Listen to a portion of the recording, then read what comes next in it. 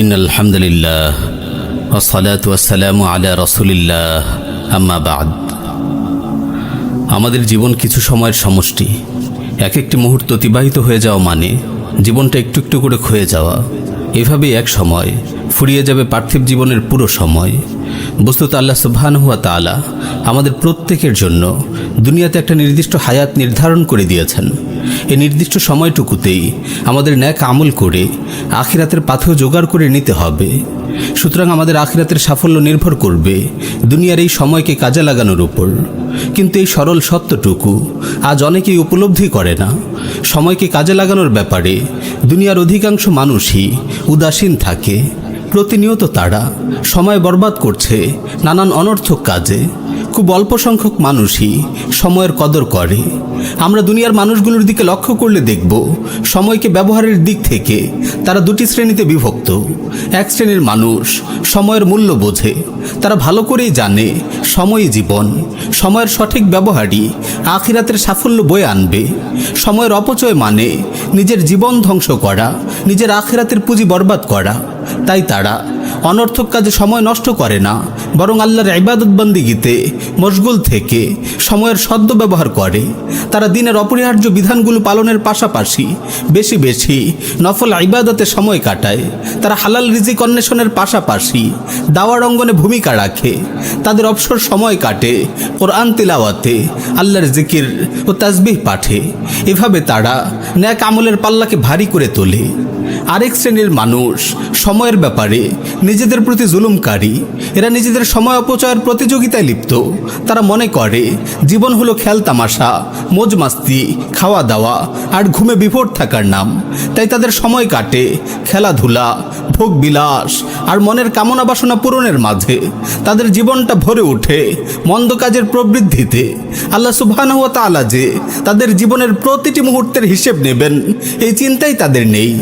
নিজের সময়ের ব্যাপারে এমন উদাসীন মানুষগুলো বর্তমানে যেসব অনর্থক কাজে সবচেয়ে বেশি সময় নষ্ট করছে, এর কিছু উদাহরণ আমি এখানে তুলে ধরছি, যেন সময় নষ্টকারীরা বুঝতে পারে কিভাবে তারা আপন সময়কে হত্যা করছে, কিভাবে সময় নষ্ট করে তারা নিজেদের উপর জুলুম করে চলেছে। 1. হারাম ফোন আলাপে সময় নষ্ট করা।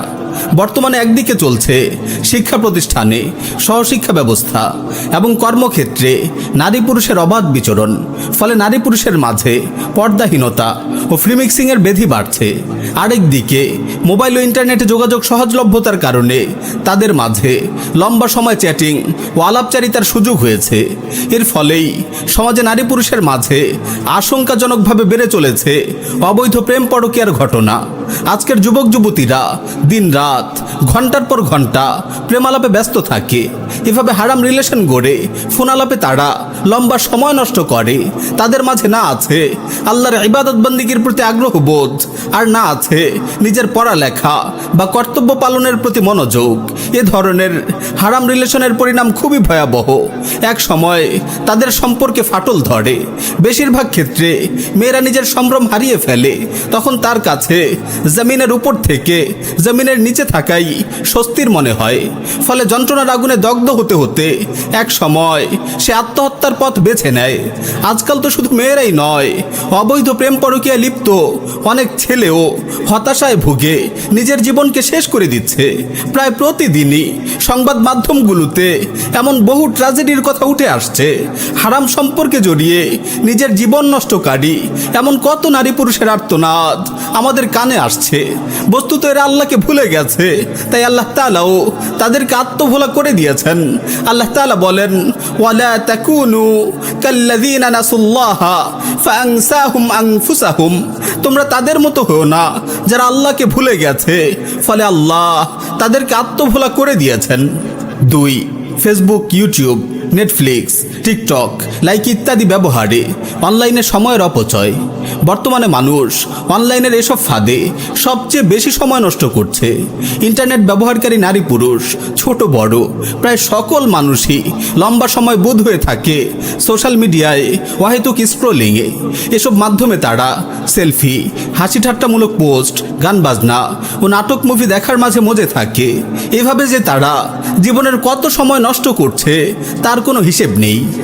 3, গেমিংয়ের বিষয়টি আমি তুলে ধরতে চাই। আজকের তরুণরা অনলাইন গেমিং আসক্ত থেকে নিজেদের সময় নষ্ট করছে। এটা যে সময় নষ্ট করার কতটা ক্ষতিকর দিক তার বলার অপেক্ষা রাখে না। আজকের প্রায় অভিভাবকই আপন সন্তানদের নিয়ে খুব চিন্তিত। সবার অভিযোগ, আমার সন্তান আর আগের মতো পড়ালেখায় মনোযোগী নয়। মোবাইলে পাবজি, ফ্রি ফায়ার প্রভৃতি গেমিংয়ে তারা বোধ হয়ে থাকে। আজ শুধু ছোটরাই সময় নষ্ট করার এই মারাত্মক ব্যাধিতে আক্রান্ত নয়, অনেক কর্মক্ষম মানুষও এসব ইলেকট্রনিক গেমিংয়ে নিজের মূল্যবান সময় নষ্ট করে দিচ্ছে। 4, আজকের মানুষ বিভিন্ন খেলাধুলা উপভোগে সময় নষ্ট করছে। কুফফারদের পৃষ্ঠপোষকতায় বিশ্বব্যাপী একের পর এক আয়োজন হতে থাকে হরেক রকমের খেলাধুলার আসর। কখনো বিশ্বকাপ ফুটবল, কখনো বিশ্বকাপ ক্রিকেট, কখনো অলিম্পিক আসর। এভাবে আবার দেশে দেশে IPL, BPL এমন হরেক লিগ বা সিরিজ খেলাধুলার আয়োজন চলতেই থাকে। একটার আয়োজন শেষ না হতেই শুরু হয় আরেকটার আয়োজন। আর বিশ্বের কোটি কোটি মানুষ এসব খেলাধুলা উপভোগ করেই নষ্ট করছে নিজের জীবনের মূল্যবান সময়। 5, আজকের তরুণ তরুণীরা বন্ধুদের নিয়ে বিভিন্ন খেলাধুলায় মেতে থেকে সময় পার করে দিচ্ছে। আজকের তরুণ যুবারা টিভি পর্দায় বিভিন্ন খেলাধুলা উপভোগের পাশাপাশি নিজেরাও খেলাধুলায় মেতে থেকে নিজের জীবনের সময়গুলোকে নষ্ট করছে। বন্ধুদের নিয়ে চলে তাদের নানা রকমের খেলার আয়োজন, কখনো ক্রিকেট, কখনো ফুটবল, কখনো ব্যাডমিন্টন, কখনো ভলিবল। অবস্থা দৃষ্টে মনে হয় তাদের জীবনটাই যেন কেবল খেলাধুলার জন্য। 6, ট্যুর ট্রাভেলিং উদ্দেশ্য ছাড়া বিভিন্ন স্থানে ঘুরে বেড়ানো আজ এক ট্রেন্ডে পরিণত হয়েছে। বিভিন্ন বিনোদন স্পট বা দর্শনীয় স্থানে অহেতুক ঘুরে বেরিয়ে অনেকে সময় নষ্ট করে থাকে। আজ সমুদ্র সৈকতে তো কাল কোনো পার্কে। এভাবে বিভিন্ন স্পটে ঘোরাঘুরি করে এরা জীবনের অনেক মূল্যবান সময় নষ্ট করে দিচ্ছে। 7, ক্লাব বা দোকানপাটে বসে অনর্থক আড্ডা না দিলে তো আমাদের চলেই না। ছেলে বুড়ো, জোয়ান বৃদ্ধ অধিকাংশ মানুষই প্রতিদিন এভাবে ক্লাব বা দোকানপাটে বসে অনর্থক গল্পগুজব করে বেড়ায়। এসব আড্ডায় তাদের বেশিরভাগ সময় কাটে অন্যের সমালোচনা ও গীবত পরনিন্দায়। 8, গান বাজনা ও নাটক সিনেমা দেখায় বোধ হয়ে থেকে সময় নষ্ট করুন। নারী পুরুষ অনেকেই আজ এভাবে বিনোদনের নামে গান বাজনা শুনে কিংবা নাটক সিনেমা দেখে হারাম কাজে সময় নষ্ট করছে। ফলে তাদের অন্তর কুলুষিত হয়ে পড়েছে এবং চারিত্রিক অবনতি ঘটছে। এসব গুনাহে নিমজ্জিত থাকার কারণেই তাদের কাছে আল্লাহর ইবাদত বন্দেগী করতে ভালো লাগে না। তারা আগ্রহী হয় না দিন ইলম অর্জনে। 9, বিভিন্ন গল্প উপন্যাস পড়ে সময় নষ্ট করুন। এক ধরনের বিকৃত স্বভাবধারী লেখক আছে যারা অশ্লীলতার বিস্তার ঘটাতে যৌন সুরসুরিমূলক বিভিন্ন গল্প উপন্যাস লেখে। আর এসব পড়ে পড়ে একটা অথর্ব জেনারেশন নিজেদের মূল্যবান সময় নষ্ট করে, এমনকি নিজেদের বাস্তব জীবনকে তারা সেভাবে গড়ে তোলে। 10, পর্ন সাইটে নগ্ন অশ্লীল মুভি দেখে সময় নষ্ট করুন। নিজের সময় নষ্ট এবং চরিত্র ধ্বংস করার সবচেয়ে ক্ষতিকর দিক এটা।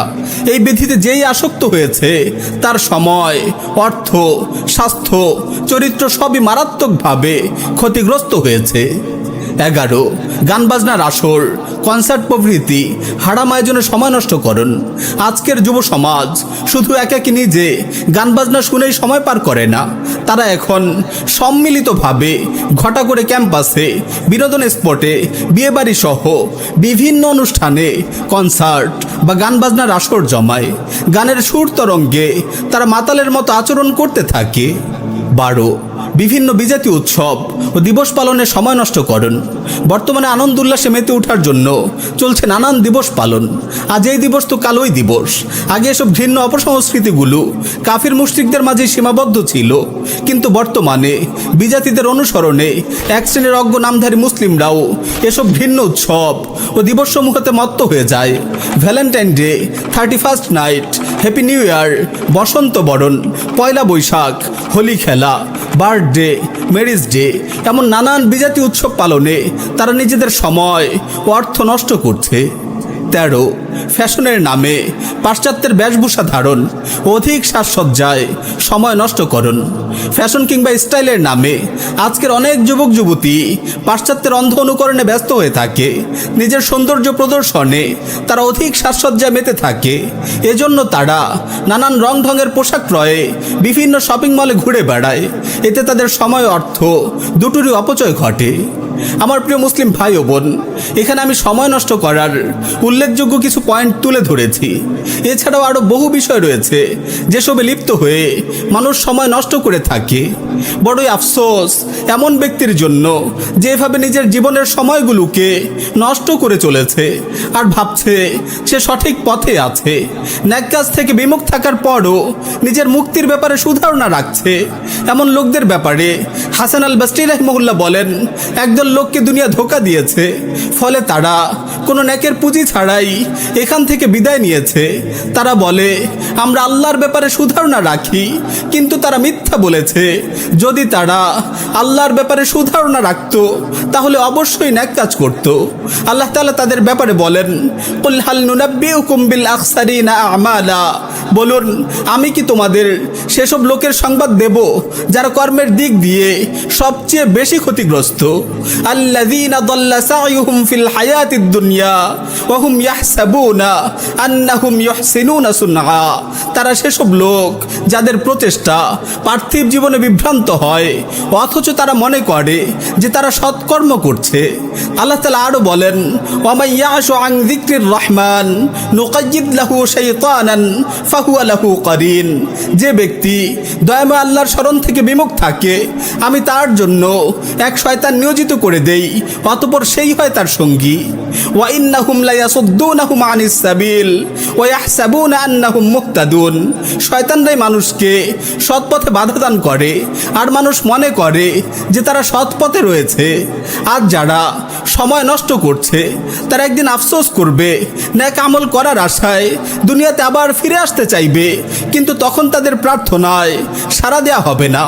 আল্লাহ তাআলা বলেন, হাত্তা ইযা জা আহাদাহুমুল মাউত ক্বালা রাব্বিরজিউন, যখন তাদের কারো কাছে মৃত্যু আসে তখন সে বলে, হে আমার পালনকর্তা আমাকে দুনিয়াতে ফেরত পাঠান, লাআল্লি আ'মালু সালিহান ফীমা তারাকতু, যাতে আমি সৎ কাজ করতে পারি যা আমি ছেড়ে দিয়েছিলাম। আল্লাহ তাআলা আরো বলেন, ওয়াজিআ ইয়াউমাইযিন বিজাহান্নাম ইয়াউমাইযিন ইয়াতাযাক্কারুল ইনসান ওয়া আন্না লাহু যিকরা, আর সেদিন জাহান্নামকে আনা হবে।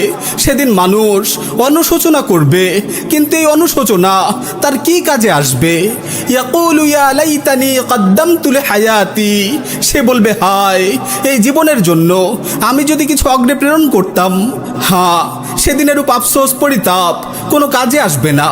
দুনিয়াতে থাকতেই যদি নিজের সময়ের সদ্ব্যবহার করে নেক আমলের পুঁজি সংগ্রহ করা যায় তবেই সেদিন মুখে হাসি ফুটবে।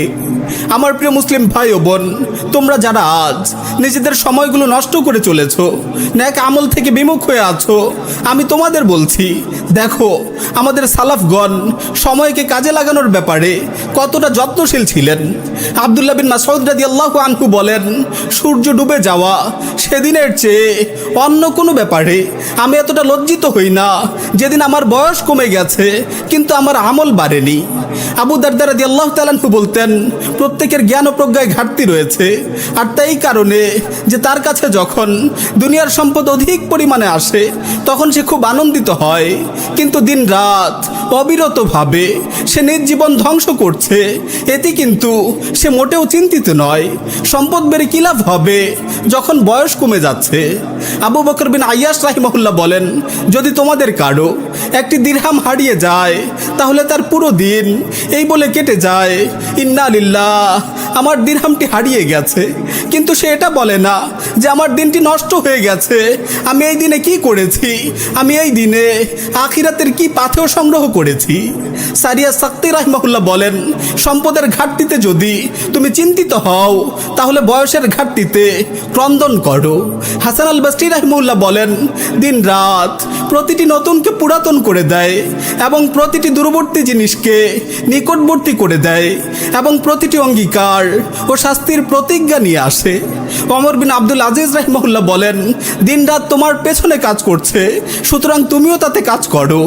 ইমাম জুহরি রাহিমাহুল্লাহ বলেন, ওমর বিন আব্দুল আজিজ সকাল হলে নিজের দাড়ি ধরে তিলাওয়াত করতেন, আফারাআইতা ইন মাত্তা'নাহুম সিনিন, আপনি ভেবে দেখুন তো আমি যদি তাদের বছরের পর বছর ভোগবিলাস করতে দেই, সুম্মা জাআহুম মা কানু ইউআদুন, অতঃপর যে বিষয়ে তাদের ওয়াদা দেয়া হয়েছে তা তাদের কাছে এসে এসে পড়ে মা আগনা আনহুম মা কানু ইউমাত্তাউন, তখন তাদের এই ভোগবিলাস তাদের কোনো উপকারে আসবে না। এরপর তিনি কেঁদে কেঁদে বলতেন, হে প্রতারিত, তোমার দিবস কাটে অমনোযোগিতা ও উদাসীনতায়, আর রাত কাটে ঘুমে ঘুমে। ধ্বংস তোমার জন্য অনিবার্য। তাই তুমি যখন জাগ্রত থাকো তখন বিচক্ষণ জাগ্রত ব্যক্তির মতো নও, আর যখন ঘুমন্ত থাকো তখন সফল ঘুমন্ত ব্যক্তির মতো নও। কামনা বাসনায় তুমি আনন্দিত এবং ধ্বংসশীল জিনিসে তুমি খুব খুশি। যেমন ঘুমের ঘুরে স্বপ্ন দেখা লোক খুব খুশি প্রকাশ করে, তুমি এমন জিনিসের পেছনে দৌড়াচ্ছ যার পরিণাম দেখে অচিরেই তুমি অপছন্দ করবে। চতুষ্পদ জন্তুরাই তো এভাবে দুনিয়াতে বসবাস করে। ইয়াজিদ আর রাক্কাশি নিজের হিসাব গ্রহণ করে বলতেন, হে ইয়াজিদ, তোমার মৃত্যুর পর কে তোমার পক্ষ থেকে সালাত আদায় করবে? হে ইয়াজিদ, তোমার মৃত্যুর পর কে তোমার পক্ষ থেকে রোজা রাখবে? হে ইয়াজিদ, তোমার মৃত্যুর পর কে তোমার পক্ষ থেকে তোমার রবকে সন্তুষ্ট করবে? এরপর তিনি কেঁদে কেঁদে বলতেন, হে লোক সকল, তোমরা কি নিজেদের অবস্থার ব্যাপারে ক্রন্দন করবে না? মৃত্যু যাকে খুঁজছে, কবর যার আবাস, মাটি যার বিছানা এবং কীট পতঙ্গ যার সঙ্গী, এত কিছু সত্ত্বেও তাকে কবরে প্রতীক্ষা করতে হবে কিয়ামত দিবস পর্যন্ত। তখন তার অবস্থা কেমন হবে? রাবি বিন হুসাইম প্রসিদ্ধ তাবেঈদের অন্যতম। তিনি তার ঘরে একটি কবর খনন করে রেখেছিলেন। যখনই তার অন্তরে কাঠিন্য অনুভব হতো, তিনি কবরে গিয়ে চিত হয়ে বেশ কিছুক্ষণ শুয়ে থাকতেন আর বলতেন, রব্বির জিউন লাআল্লি আ'মালু সালিহান ফীমা তারাকতু। হে আমার রব, আমাকে দুনিয়াতে আবার ফিরিয়ে দিন যাতে আমি নেক আমল করতে পারি যা আমি পূর্বে করিনি। অতঃপর তিনি কবর থেকে বেরিয়ে নিজেকে উদ্দেশ্য করে বলতেন, হে রাবি, তোমাকে ফিরিয়ে দেওয়া হয়েছে, এখন পুনরায় কবরে যাওয়ার পূর্বে নেক আমল করে নাও। সাবিত আল বুনানি রাহিমাহুল্লাহ বলেন, আমি আবু সাআর মুমূর্ষু অবস্থায় তার কাছে কালেমার তালকিন করতে গেলাম। তিনি বললেন, বেটা, আমাকে ছেড়ে দাও, আমি আমার নিয়মিত আমলে ব্যস্ত আছি। হ্যাঁ, এরাই আমাদের সালাফ। জীবনের অন্তিম মুহূর্তকে কিভাবে আল্লাহর আনুগত্যে কাজে লাগানোর চেষ্টা করেছেন তারা। জনৈক সালাফের মৃত্যুর সময় কিছু লোক তার কাছে প্রবেশ করে দেখল তিনি সালাত আদায় করছেন। তিনি তাদের বললেন, তোমরা আমাকে ছেড়ে দাও, এখন আমার আমল নামা গুটিয়ে ফেলা হবে। জনৈক সালাফ বলেন, আমরা এমন এক সম্প্রদায়ের সাথে অবস্থান করেছিলাম যারা সময়ের ব্যাপারে তোমাদের দিরহাম ব্যয়ের চেয়ে বেশি কৃপণ ছিলেন। আমি সম্পদ সঞ্চয়কে সৌভাগ্য মনে করি না, বস্তুত মুত্তাকি ব্যক্তি হলেন সৌভাগ্যবান। আমর বিন কায়েসকে এক লোক বলল, আমার সাথে একটু আলাপ করুন। তখন তিনি বললেন, তুমি সূর্যকে আটকে রাখো, যদি তুমি সূর্যকে আটকে রাখতে পারো তবেই আমি তোমার সাথে আলাপ করব। তিনি আমলে এতই মশগুল ছিলেন যে লোকটির সাথে কথা বলে সময় নষ্ট করতে চাননি। আমার প্রিয় মুসলিম ভাই ও বোন, নিজের সময়গুলো ন্যাক কাজে ব্যয় করার ক্ষেত্রে এমনই ছিল আমাদের সালাফদের অবস্থা। কিন্তু আমাদের কি হলো? সময় ব্যবহারে আজ আমাদের কি অবস্থা? সালাফের পথ ছেড়ে আজ কোথায় আমরা কিভাবে স্বপ্ন দেখি যে অনেক লম্বা হায়াত পাবো, এখন একটু আনন্দ বিনোদনের সময় কাটিয়ে নেই, বয়স যখন 80-র কোঠায় পৌঁছবে তখন না হয় আমল করব। হায়, এটা শয়তানের ধোঁকা ছাড়া কিছু নয়। এজন্যই রাসূল সাল্লাল্লাহু আলাইহি ওয়াসাল্লাম বলেছেন, নি'মাতানে মাগবুনুন ফীহিমা কাসীরুম মিনান নাস, আস-সিহহাতু ওয়াল ফারাগ। দুটি নিয়ামতের ব্যাপারে অনেক মানুষ প্রতারিত, তা হলো সুস্থতা ও অবসরতা। তাই রাসূল সাল্লাল্লাহু আলাইহি ওয়াসাল্লাম আমাদেরকে সতর্ক করে বলেছেন, ইগতানিম খামসান ক্বাবলা খামসিন, শাবাবাকা ক্বাবলা হিরামিক, ওয়া সিহহাতাকা ক্বাবলা সাকামিক, ওয়া গিনাআকা ক্বাবলা ফাকরিক, ওয়া ফারাগাকা ক্বাবলা শুগলিক, ওয়া হায়াতাকা ক্বাবলা মাউতিক। পাঁচটি বিষয়ের পূর্বে মূল্যায়ন করো।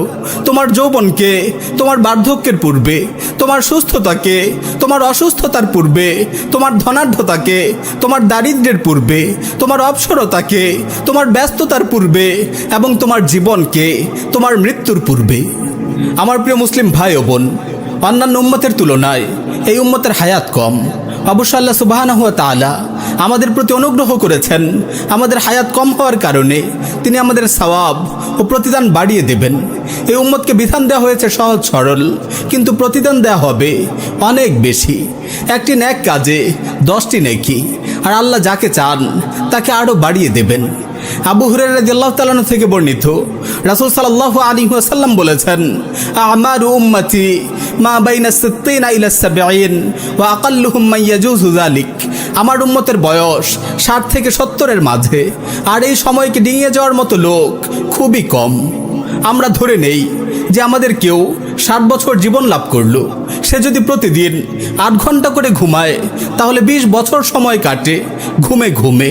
প্রাপ্তবয়স্ক হওয়ার পূর্বে চলে যায় 15 বছর, 2 বছর বা 3 বছর কেটে যায় খাওয়া দাওয়া এবং জরুরত ছাড়ার কাজে, আর বাকি থাকে 22 বা 23 বছরের মতো। যদি এই সময়টাকে সে যথাযথ কাজে ব্যবহার না করে, নিয়মিত নেক আমলে সচেষ্ট না থাকে, তাহলে আখিরাতের পুঁজি সে কখন সংগ্রহ করবে? ইমাম গাজালি রাহিমাহুল্লাহ বলেন, যে ব্যক্তি দিনের 24 ঘন্টা থেকে 8 ঘন্টা ঘুমিয়ে কাটায়, সে তার 60 বছর জিন্দেগি থেকে 20 বছর কাটায় ঘুমে ঘুমে, আর বাকি 40 বছরে খেলতামাশা, অবাধ্যতা, সীমা লঙ্ঘন এবং দিনার দিরহামের ব্যস্ততা থাকে।